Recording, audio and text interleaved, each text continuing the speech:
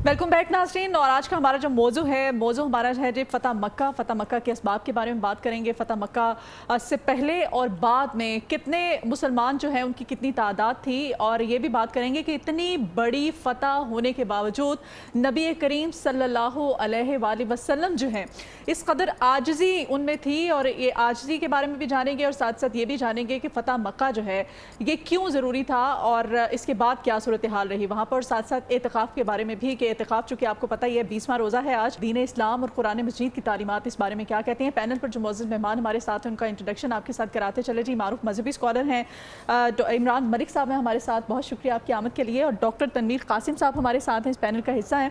साथ साथ हम चूँकि ये शाऊर की और सरूर की भी महफिल है तो नाते रसूल मकबूल सल्लल्लाहु अलैहि वसल्लम के लिए शफीक नक्शबंदी साहब ने भी हमें ज्वाइन किया है, और शहराज कादरी भी हमारे साथ हैं। सबसे पहले मौजू को लेकर के फ़तह मक्का के असबाब जानते हैं। डॉक्टर साहब से हम बात करेंगे। डॉक्टर साहब बताइएगा फ़तह मक्का के असबाब थे क्या?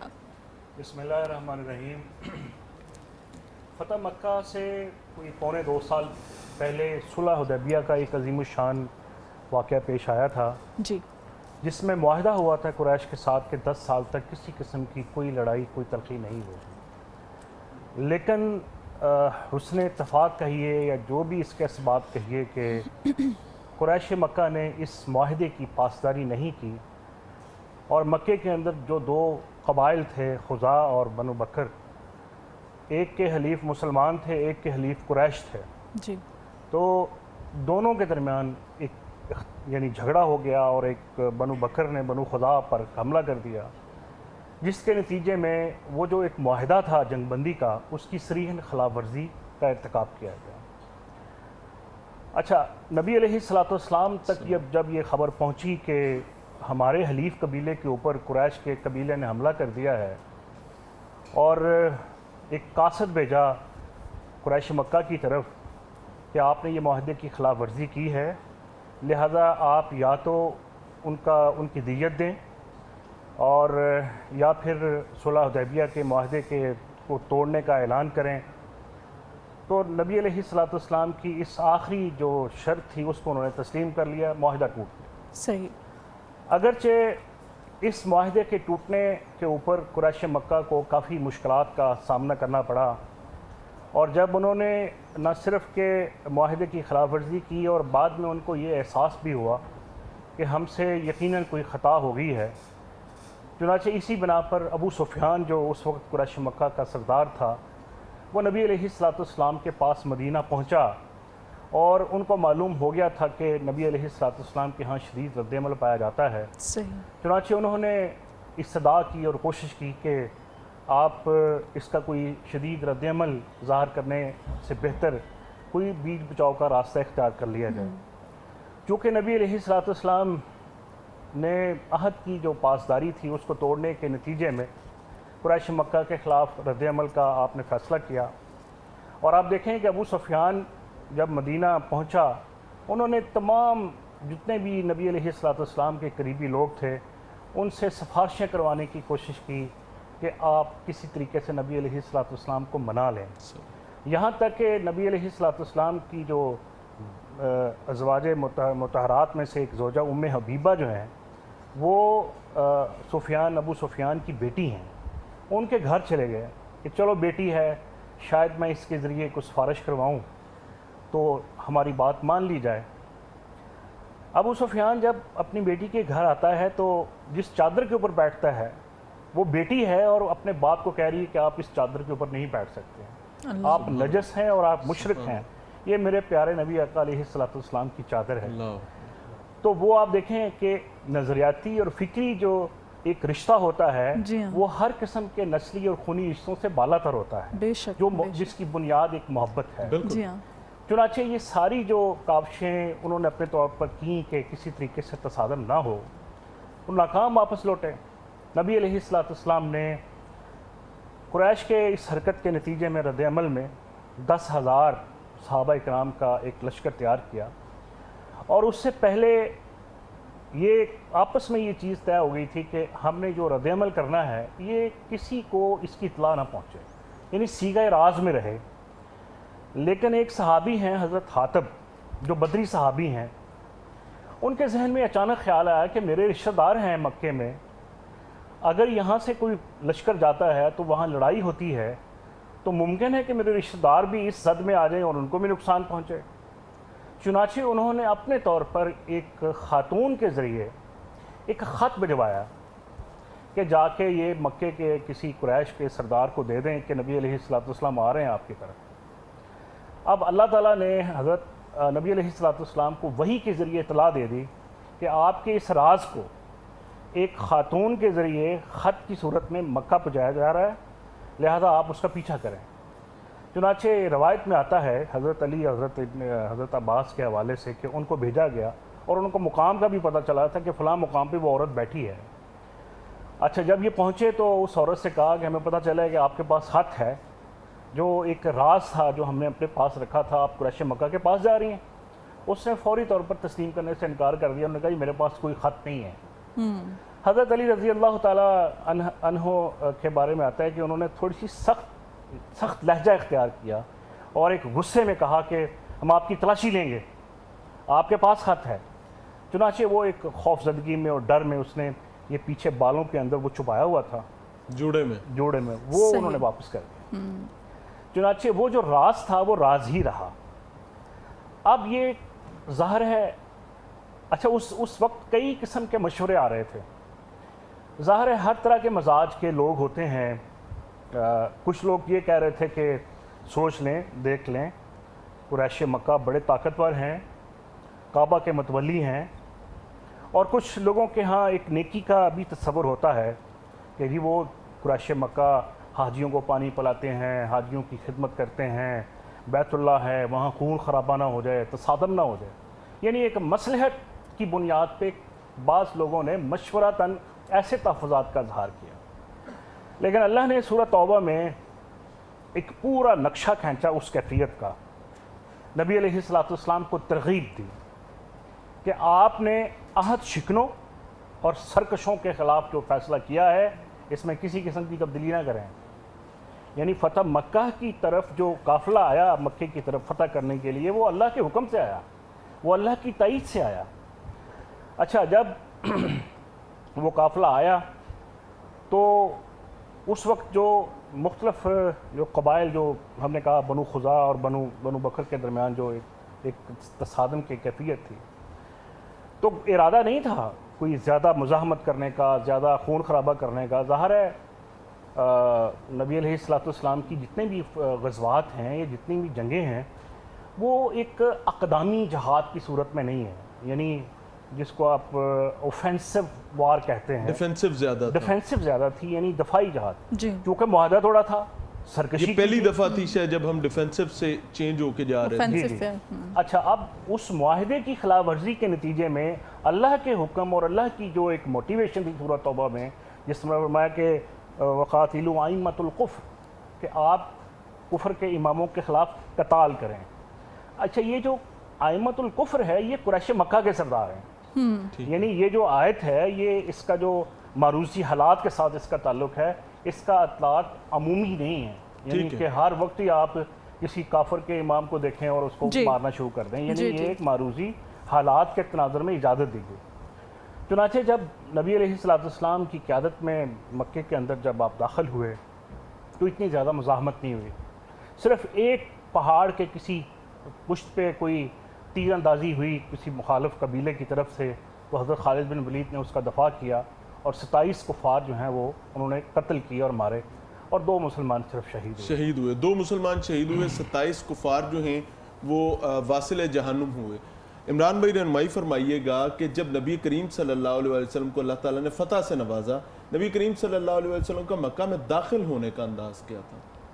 بسم اللہ الرحمن الرحیم، رب اشرح لی صدری ویسر لی امری واحلل عقدۃ من لسانی یفقہوا قولی۔ داخل ہونے کا انداز تو بڑا ہی خوبصورت ہے، عظیم دن تھا یہ، اور اس جگہ داخل ہو رہے تھے جہاں 8 سال پہلے سے حضور نبی کریم صلی اللہ علیہ وسلم کو نکالا جا رہا تھا، اور نکلتے ہوئے کسی کو گمان نہیں تھا کہ 8 سال بعد یہ 313 سے بھی کم لوگ تھے، 313 تو مدینہ میں جا کر ہوئے، اور یہ اس انداز میں داخل ہوں گے کہ ایک لشکر جو ہے نا وہ مکہ کے اندر داخل ہوگا اور یہاں پہ ایک فاتح کی حیثیت، اپنے ہی گھر کے اندر فاتح کی حیثیت سے داخل ہوگا۔ اللہ اب جب آپ صلی اللہ علیہ وسلم جو ہے وہ مکہ کے قریب پہنچے اور پڑاؤ کیا تو حضرت عباس رضی اللہ تعالیٰ عنہ وہاں پہ تشریف لائے، اور ابو سفیان اس وقت جو ہے نا وہ مکہ کے اندر تھے۔ تو یہ طے پایا کہ ابو سفیان کو اس لشکر کا جو ہے نا وہ وزٹ کرایا جائے۔ اس سے پہلے یہ ہوا کہ عرب کے اندر جب کوئی لشکر حملہ کیا کرتا تھا تو رات کو جب وہ چولہا جلاتے تھے الاؤ، تو وہ 4 لوگوں کے لیے ایک جو ہے نا وہ چولہا جلتا تھا، وہ ایک سیٹ پیٹرن ہاں پیٹرن تھا ایک۔ تو مطلب ہے 10,000 لوگ ہیں تو 2500 چولہے جلنے چاہیے تھے۔ آپ صلی اللہ علیہ وسلم نے حکم دیا کہ ہر بندہ اپنا چولہا جلائے، یعنی 10,000 چولہے جلیں گے تو سامنے سے پتہ چلے گا کہ یہ 40,000 کا لشکر ہے، اللہ روب طاری کرنے کے اللہ لیے۔ اکبر۔ اور پھر جو ہے نا وہ ابو سفیان کو لایا گیا، اس رات کو جو ہے نا وہ رکھا گیا۔ ابو سفیان خوف زدہ تھا، اس نے یہ لشکر دیکھا اور وہ جو ہے نا خوف زدہ ہو گیا۔ حضرت عباس رضی اللہ تعالیٰ عنہ نے ان کو قائل کیا کہ آپ جو ہے نا وہ اسلام قبول کر لیں، لیکن ابھی بات جو ہے نا وہ دل کے اندر نہیں بیٹھ رہی تھی۔ پھر آپ صلی اللہ علیہ وسلم نے حکم کیا کہ مختلف قبائل جو ہیں مدینہ سے آئے تھے اور جو مہاجرین تھے وہ ایک لشکر کی سطح کے طور پہ ابو سفیان کے سامنے ایک سے گزارے جائیں مزید روب طاری کرنے کے لیے۔ یعنی مقصد یہ تھا کہ بغیر کسی جنگ کے، بغیر کسی خون خرابے کے مکہ کے اندر داخل ایک اسٹریٹجی تھی، ایک اسٹریٹجی تھی۔ اب وہ تھوڑا سا اور روب طاری ہوا تو لے گئے حضور صلی اللہ علیہ وسلم کے پاس اور کہا کہ اب تو اقرار کر لو لا الہ الا اللہ محمد الرسول اللہ۔ تو کہنے لگے کہ میں اقرار کرتا ہوں۔ تو کہا کہ کیا مجھے بھی تسلیم کرتے ہو کہ میں محمد رسول اللہ ہوں؟ تو کہا صلی اللہ علیہ وسلم، تو کہا اس میں تھوڑا سا شک ہے۔ حضرت عباس رضی اللہ تعالیٰ عنہ نے فرمایا کہ نہیں، آپ کو یہ ماننا پڑے گا کہ محمد صلی اللہ علیہ وسلم اللہ کے رسول ہیں۔ اور پھر جو ہے انہوں نے اقرار کیا، اور اس پوری رات کو غیر محسوس انداز کے اندر ابو سفیان کو وہاں پہ ٹھہرایا گیا، ٹھیک ہے۔ اگلے دن جو ہے نا وہ حضور نبی کریم صلی اللہ علیہ وسلم مکہ کے اندر داخل ہوئے اور کہیں پہ بھی کوئی خون خرابہ نہیں ہوا۔ یعنی اتنی عظیم فتح ہے، آپ دیکھیں کہ اتنے، اگر یہاں پہ آج کوئی لشکر چھوٹا سا کسی ملک کو، کسی گاؤں کو فتح کر لے تو ڈھول اور پتہ نہیں کیا کیا بجاتے ہیں، خون خرابہ اس کا انداز ہی پتہ نہیں کیا اور ہوا، وہاں پہ کیا ہوتا ہے، روب اور دبدبہ، دبدبہ اور سارا کچھ آپ صلی اللہ علیہ وسلم نے منع کر دیا کہ کوئی، بلکہ حضرت سعد رضی اللہ تعالیٰ عنہ نے تو کہا کہ آج تو کسی کے اوپر رحم نہیں کیا جائے گا، آج تو قتال کا دن ہے۔ آپ صلی اللہ علیہ وسلم نے ان کو معزول کر کے ان کے بیٹے کو جو ہے نا وہ جھنڈا پکڑا دیا کہ نہیں، آج امن کا دن ہے، اللہ آج کسی کے اوپر کوئی پکڑ نہیں ہے۔ تو حضور صلی اللہ علیہ وسلم اس انداز میں داخل ہوئے۔ صرف وہ ڈاکٹر صاحب نے جس طرح سے بتایا کہ کچھ مشرکین نے خود حملہ کیا تھا اسلامی لشکر کے اوپر اور اس میں تھوڑی سی بدمزگی ہوئی، ورنہ بالکل جو ہے نا بغیر خون خرابہ کے مسجد حرام کے اندر داخل ہوئے، مکہ کے اندر حضور نبی کریم صلی اللہ علیہ وسلم داخل ہوئے۔ اور روایات یہ بتاتی ہیں کہ آپ صلی اللہ علیہ وسلم کا چہرہ آپ کا اتنا جھکا ہوا تھا کہ آپ کا ماتھا جو ہے وہ اونٹنی کی گردن کے اوپر، سجدے کی حالت سبحان کے اللہ۔ اندر۔ اللہ تعالیٰ یہ جو نبی کریم صلی اللہ علیہ وسلم کا انداز تھا اتنی عظیم فتح کے موقع پر بھی، کس بردباری، تحمل اور محبت کے ساتھ داخل ہوئے اپنے شہر میں۔ اللہ تعالیٰ ہمیں یہ توفیق دے کہ ہم اس سے بہت کچھ سیکھ سکیں۔ سر، اعتکاف کے حوالے سے، چونکہ اعتکاف آج مغرب کے بعد بیٹھنا بھی ہے لوگوں نے، اور اس میں شرعی معاملات کیا ہیں، مرد حضرات کے لیے کیا حکم ہے اس سچویشن میں؟ اچھا میاں صاحب، اگر اجازت دیں تھوڑا سا ڈاکٹر صاحب کی بات کو آگے، بسم اللہ۔ کیونکہ یہ فتح مکہ کا جو واقعہ ہے یہ اس نے اسلامی تحریک کے دھارے کو بدل کر کے، بے شک ایسے نبی علیہ الصلوۃ والسلام ایک نبی امن، یعنی پیغمبر امن بن کے ابھرے دنیا کے سامنے۔ فرمایا، جو ایک صحابی جو قیادت کر رہے تھے، کہا الیوم یوم الملحمہ، کہ آج جنگ کا دن ہے۔ نبی علیہ الصلوۃ والسلام نے نہیں، الیوم یوم المرحمہ، کہ آج رحم کا دن ہے، سبحان اللہ۔ آج معافی کا دن ہے۔ اور پھر جب قریش مکہ کے اوپر دھاک بیٹھ گئی تو سوال و جواب ہوئے، اور فرمایا کہ میں آپ سے کیا سلوک کروں؟ فرمایا آپ کریم ہیں، آپ رحیم ہیں، آپ معاف کرنے والے ہیں۔ آپ صلی اللہ علیہ وسلم نے فرمایا لا تثریب علیکم اليوم، آج کسی کے اوپر کوئی ایک رد عمل نہیں، کوئی بدلہ نہیں، کوئی سبحان اللہ۔ کسی قسم کی کوئی مزاحمت نہیں، عام معافی کا اعلان، عام معافی کا اعلان۔ پھر ابو سفیان جس نے نبی صلی اللہ علیہ وسلم کے خلاف کتنی سازشیں کیں، یعنی مکے کے مظالم کی تاریخ کو اگر آپ دیکھیں، نبی علیہ الصلوۃ والسلام کو جتنا جسمانی، ذہنی، ہر لحاظ سے تشدد کا نشانہ بنایا۔ ایک ایک بندے کو جو سب سے بڑے دشمن تھے، آپ نے سب کو معاف کیا۔ ابو سفیان کے گھر کو ایک امن کی جگہ قرار دیا۔ کہا کہ جو شخص اپنے گھر کے دروازے کو بند کر لے گا وہ امن میں ہے. یعنی اس فتح مکہ اسلام کی ایک ایسی سنہری تاریخ ہے جس نے بڑے بڑے حکمرانوں کو اور بڑے بڑے بادشاہوں کو ایک ایسا اخلاقی ضابطہ دیا ہے جنگی اعتبار سے کہ کس طرح دشمن کے ساتھ ٹریٹ کرنا ہے اور کس طرح آپ نے اپنے اعلیٰ ظرف اور اعلیٰ اخلاقی ایک کیفیت کا مظاہرہ کرنا ہے. تو اس میں بڑے اسباق ہیں، چونکہ ٹائم آپ کے پاس کم ہے. بالکل.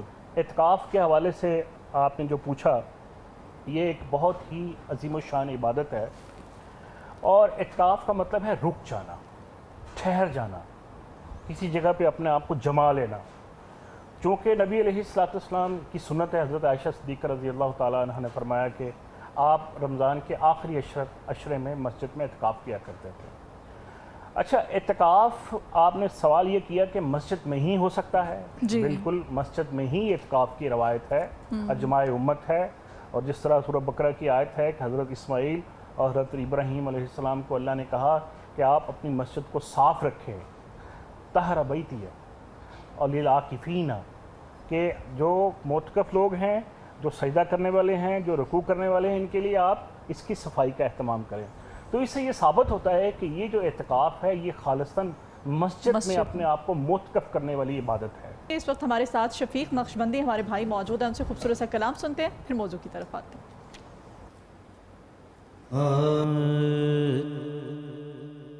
میں گدا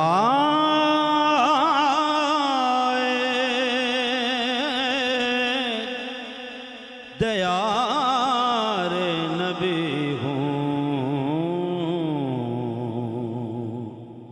پوچھئے میرے دامن کیا ہے، مجھ کو نسبت ہے آل نبی سے، ہاتھ میں دامن مصطفیٰ ہے، مجھ کو نسبت ہے آل نبی سے، ہاتھ میں دامن مصطفیٰ ہے. اور قدسیوں سے فلک نے جو پوچھا کیوں زمین آج دلہن بنی ہے، کیوں زمین آج دلہن بنی ہے. اور قدسیوں نے کہا کہ زمین پر آج پھر محفل مصطفیٰ ہے. اور جب میں بچھڑا دیار نبی سے،